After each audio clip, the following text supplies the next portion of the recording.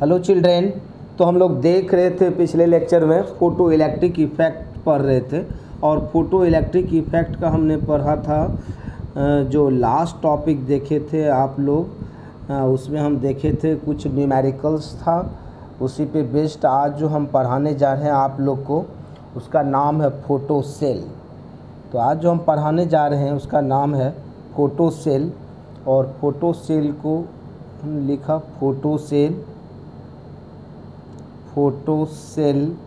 और photo cell का दूसरा नाम होता है photoelectric I.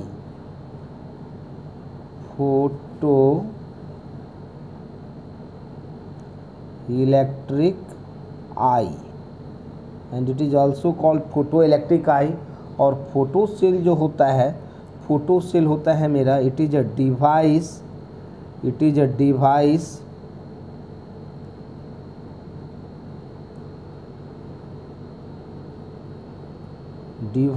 to convert light energy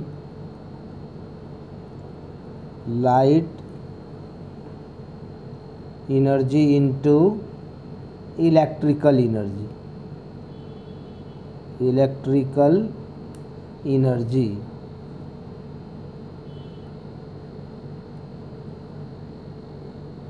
और हमने यहाँ पे देखा था पिछले क्लास में, means what is photo electric effect, the production of electricity with the help of light is called photo electric effect, and photo cell is based on the principle of photo electric effect. तो देखिए आपका ये है एक photo cell में यहाँ पे लगा हुआ ये है इमीटर, ये मेरा इमीटर है, और ये है कलेक्टर। इमीटर को बोले थे एनोड भी कहते हैं, कलेक्टर को कैथोड भी कहते हैं। और यहाँ से फोटोन्स एनर्जी आ रहा है और ये एक सेल से कनेक्ट है। तो और जब ये जो मेरा क्या करता है, ये लाइट एनर्जी को इलेक्ट्रिक एनर्जी में कन्वर्ट करना शुरू कर देता है और इस सर्किट में इस तरह से करंट फ्लो करना शुरू कर देता है। मीन्स इस किस प्रिंसिपल पे बेस्ड है, इसका जो प्रिंसिपल है, ये जो प्रिंसिपल है, it is based on the principle of photo electric effect. It is based on the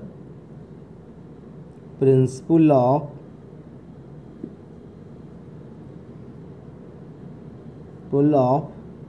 photo electric effect. Photo electric effect. हमने फोटो इलेक्ट्रिक इफेक्ट को बहुत अच्छे से समझे थे। When photons energy is incidence on the metal plate, then electrons being emitted from the metal plate, and this emitted electrons move from emitter to collector. ये जो मेरा इलेक्ट्रॉन यहाँ पे इमिट कर जाता था, ये सब मेरा यहाँ से इलेक्ट्रॉन इमिट होता, और ये इलेक्ट्रॉन मूव कर रहा था किधर से किधर, इमीटर से कलेक्टर की तरफ। सो सर्किट में करंट फ्लो करना शुरू कर देता था, और इसी करंट का नाम होता था photo electric current, and this effect को फोटो इलेक्ट्रिक इफेक्ट कहते हैं। तो हम देखते हैं ये मेरा, इसका जो एप्लीकेशन क्या है फोटो सेल का डेली लाइफ में, what is the application of photo cells. हम यहाँ पे देखते हैं इसका एप्लीकेशन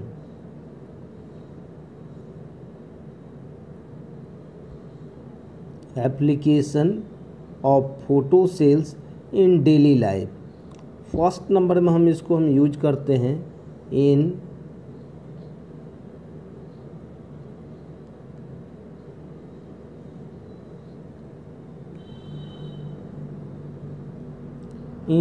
सिनेमेटोग्राफी।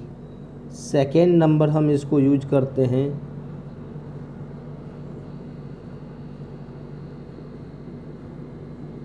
इन काउंटिंग डिवाइस। किसी भी चीज़ को काउंट करना है तो वहाँ भी यूज करेंगे। थर्ड नंबर यूज करते हैं इन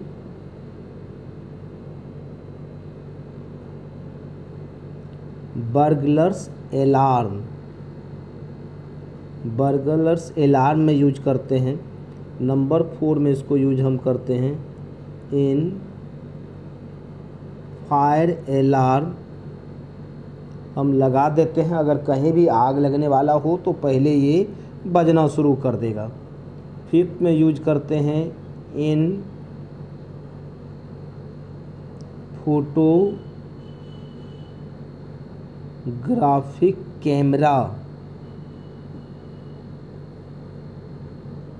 एंड लास्ट में जो मेरा 6 नंबर में हम यूज करते हैं इसको, number 6 in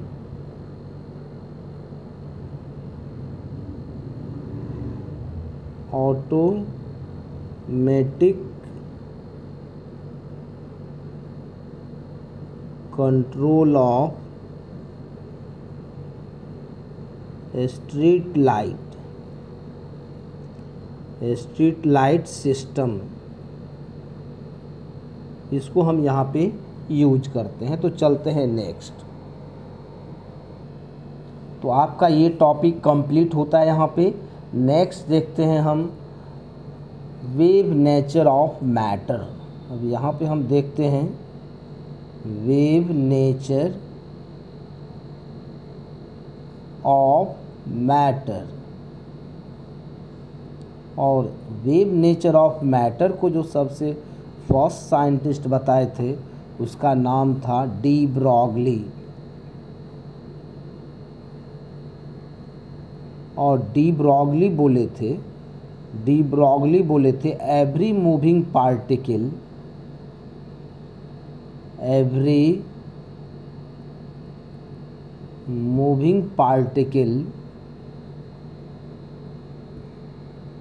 is associated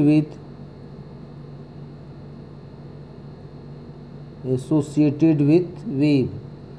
means universe में जितने भी मूविंग पार्टिकल है सब में वेव होगा। जैसे आपके घर में फैन चल रहा है, आप फैन को देखो, उसमें क्या होगा,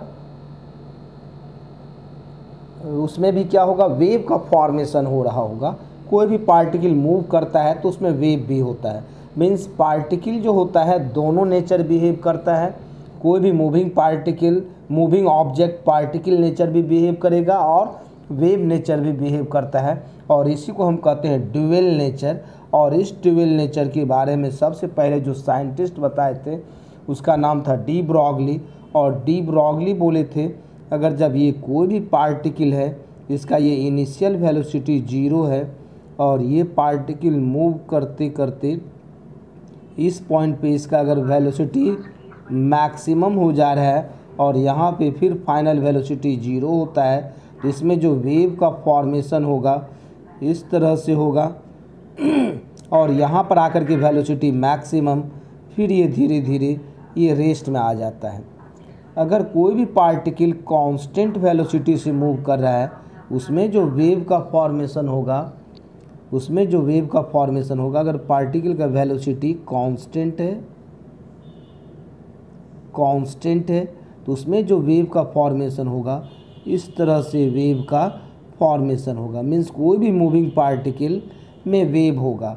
और यहाँ से लेकर के ये जो डिस्टेंस है मेरा, यहाँ से लेकर के यहाँ तक के बीच के डिस्टेंस को वेवलेंथ कहते हैं, या यहाँ से भी यहाँ तक के बीच के डिस्टेंस को क्या बोलेंगे, वेवलेंथ कहते हैं। ये भी डिस्टेंस क्या कहलाएगा मेरा, यहाँ से यहाँ तक वेवलेंथ ही कहलाएगा। तो हम यहाँ पे सबसे पहले हम देखते हैं डी ब्रॉगली वेव इक्वेशन। तो डी ब्रॉगली का वेव इक्वेशन क्या होगा, हम हेडिंग दिया हमने डी ब्रॉगली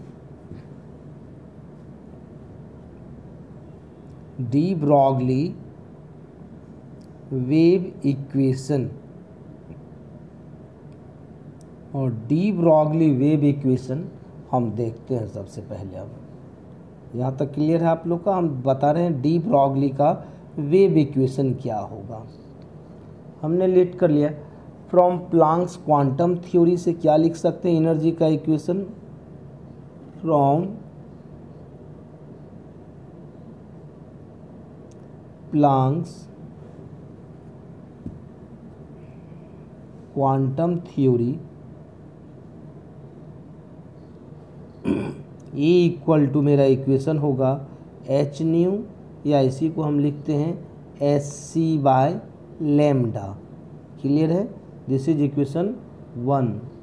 फिर from Einstein mass energy relationship, from Einstein mass energy equation, और आइंस्टीन के मास एनर्जी इक्वेशन से हम लिख सकते हैं E = mc²। यहाँ तक क्लियर है।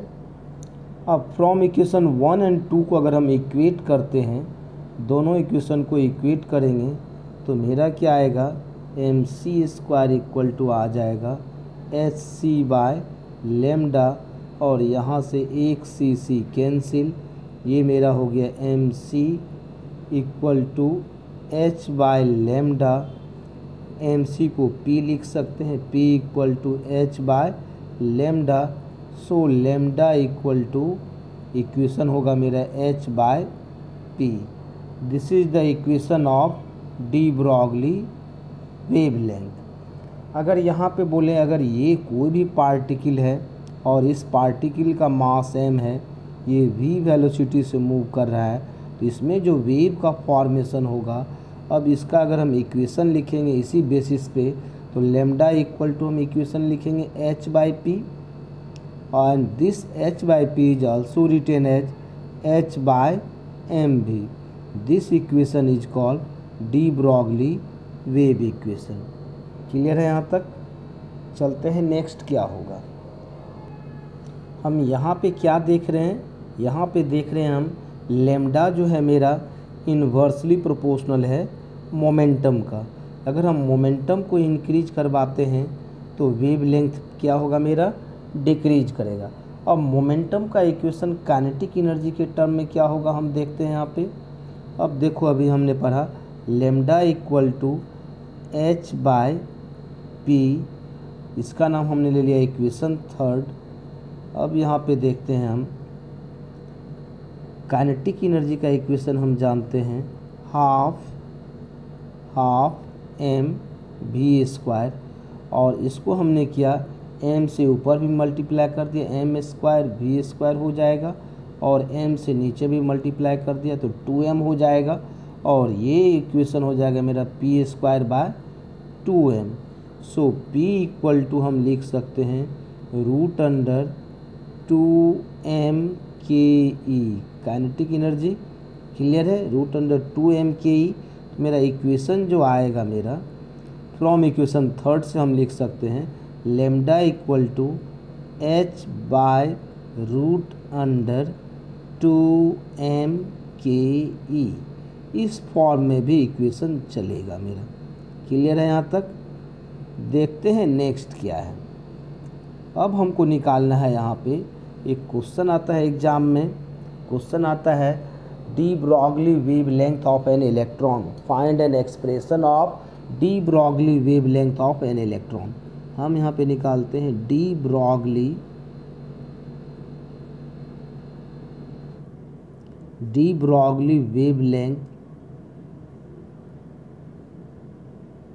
Wavelength of an electron. अगर हम यहाँ पे इलेक्ट्रॉन का डी ब्रॉगली वेवलेंथ कैलकुलेट करते हैं, हमने लेट कर लिया यहाँ पे 2 पॉइंट है,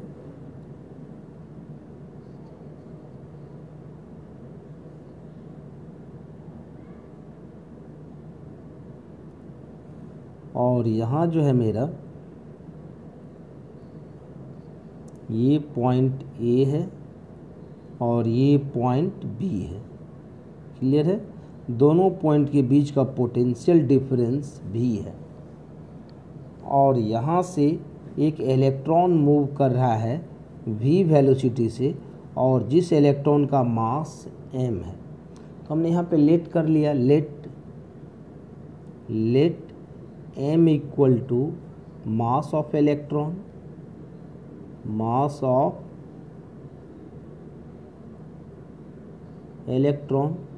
v जो है इसका वेलोसिटी है,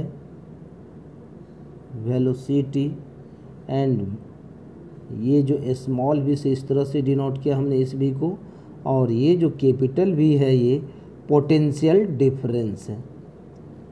तो हम देखते हैं यहाँ पे kinetic energy gain by the electron due to its velocity, means kinetic energy gain by the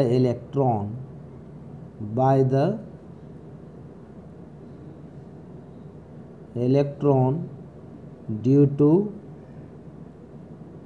its motion कितना काइनेटिक एनर्जी गेन करेगा, ये जो मेरा काइनेटिक एनर्जी होगा ये हो जाएगा हाफ एम वी स्क्वायर, ये भी वेलोसिटी है, and this is also written as p square by 2m। Clear है यहाँ तक?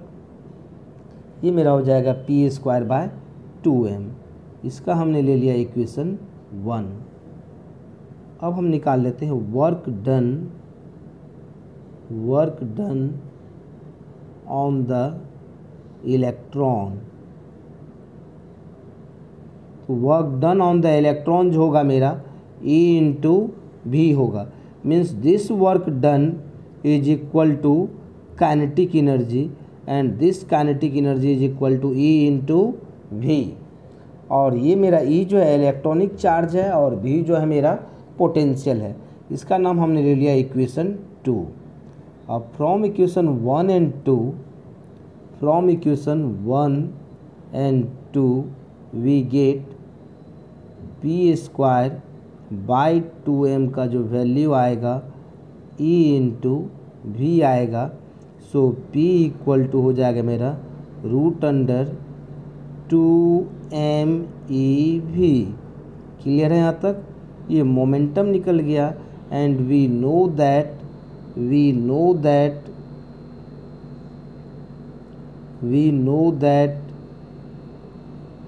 Lambda equal to h by p पढ़े हैं, और इसमें p का वैल्यू अगर हम पुट करते हैं मेरा लेमडा इक्वल टू जो आएगा मेरा h बाई √2mEV आएगा। क्लियर है? अब यहाँ पे h का जो वैल्यू होता है मेरा 6.63 into 10⁻⁻34 joule into second. Mass of electron 9.1 into 10⁻⁻31 kilogram, and charge on electron 1.6 into 10⁻⁻19 coulomb. अब सारे का वैल्यू अगर हम इसमें पुट करते हैं इस इक्वेशन में तो क्या आएगा देखते हैं। इसमें अगर हम पुट करते हैं तो लेमडा इक्वल टू आएगा h का value 6.63 into 10⁻⁻34 divided by √2 mass of electron 9.1 into 10⁻⁻31 into charge on electron 1.6 into 10⁻⁻19, और ये जो होगा मेरा इंटू वी होगा। अब ये सारे को अगर हम कैलकुलेट करते हैं इसका वैल्यू आता है मेरा 12.22 इंटू 10⁻⁻10 डिवाइडेड बाय √v, इतना मीटर आता है।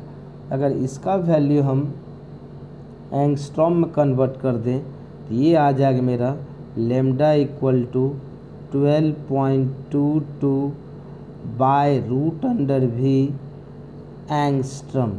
इतना ही एंगस्ट्रम इसका वैल्यू आता है। क्लियर है? अगर जैसे एज फॉर एग्जांपल हम ले लें, if v equal to 120 volt दे करके एक वैल्यू कैलकुलेट करना चाहें तो यहाँ पे अगर आप पुट करते हो लेमडा इक्वल टू 12.22, यहाँ पे √120 वोल्ट देते हैं तो इसका जो वेवलेंथ आ जाएगा 0.112 नैनोमीटर। क्लियर है यहाँ तक? ये मेरा निकल गया de Broglie wavelength of electron. Clear है। अब नेक्स्ट टॉपिक है आपका डेवसन एंड जर्मर एक्सपेरिमेंट। और डेवसन एंड जर्मर एक्सपेरिमेंट इस बार बोर्ड में नहीं आएगा, लेकिन हम लोग जान लें डेवसन एंड जर्मर एक्सपेरिमेंट क्या है। ये है मेरा डेवसन एंड जर्मर एक्सपेरिमेंट। इसमें क्या है कि ये मेरा इलेक्ट्रॉन गन है। इलेक्ट्रॉन गन में क्या होता है देखते हैं। ये इलेक्ट्रॉन गन है और ये मेरा फिलामेंट है, ये एनोड है, ये निकेल का क्रिस्टल होता है, ये निकेल क्रिस्टल होता है। निकेल क्रिस्टल पे जब हम इलेक्ट्रॉन को इंसिडेंस करवाते हैं तो यहाँ से ये डिफ्रैक्ट हो जाता है। ये जो इलेक्ट्रॉन हो रहा है यहाँ से डिफ्रैक्ट हो रहा है और डिफ्रैक्ट होकर के आ रहा है मूवेबल कलेक्टर के पास। तो हमने यहाँ पे क्या कर लिया, ये एंगल को थीटा लेट कर लिया। देखिए ये एंगल थीटा है, ठीक है। ये है मेरा इंसिडेंस बीम ऑफ इलेक्ट्रॉन और ये जो मेरा फाई है डिफ्रैक्टेड एंगल है। और डेवसन एंड जर्मर क्या किए थे, इस एक्सपेरिमेंट से वेवलेंथ कैलकुलेट किए थे। और डेवसन एंड जर्मर एक्सपेरिमेंट में जो मेरा वोल्टेज है, मेरा फिलामेंट का जो वोल्टेज चेंज कर रहे थे, जो वोल्टेज एक्सेलरेटिंग वोल्टेज जो था मेरा, इसका वैल्यू 44 वोल्ट से लेकर के 68 वोल्ट तक का एक्सपेरिमेंट किए थे। और यहाँ पे जो एग्जैक्ट वैल्यू निकाला गया है वो जो वोल्ट था मेरा 54 वोल्ट था। मीन्स टोटल का टोटल डी ब्रॉगली के ही जैसा है, सिर्फ थोड़ा सा का डिफरेंस है। इसमें थोड़ा सा का डिफरेंस क्या है देखते हैं। ये फिगर देखिए, हम नेक्स्ट पेज में बता रहे हैं। ये जो फिगर से आप देख रहे हो, देखिए theta plus phi plus theta कितना डिग्री होगा, 180 डिग्री। ये टोटल एंगल यहाँ से लेके यहाँ तक कितना डिग्री होगा, 180 डिग्री होगा ये एंगल। तो ये एंगल को हम लिख सकते हैं यहाँ पे, देखिए आप, theta plus phi plus theta. Diagram में देखो ये टोटल एंगल कितना डिग्री हो जाएगा, 180 degree. So 2 theta plus phi equal to मेरा एंगल कितना हो जाएगा, 180 degree. Therefore 2 theta equal to हो जाएगा 180 degree minus phi. So theta equal to मेरा हो जाएगा 90 डिग्री माइनस फाई बाय 2। और फाई का जो वैल्यू होता है मेरा एक्सपेरिमेंट में देखा गया, और फाई मेरा 50 डिग्री पे इलेक्ट्रॉन डिफ्रैक्ट हो रहा था।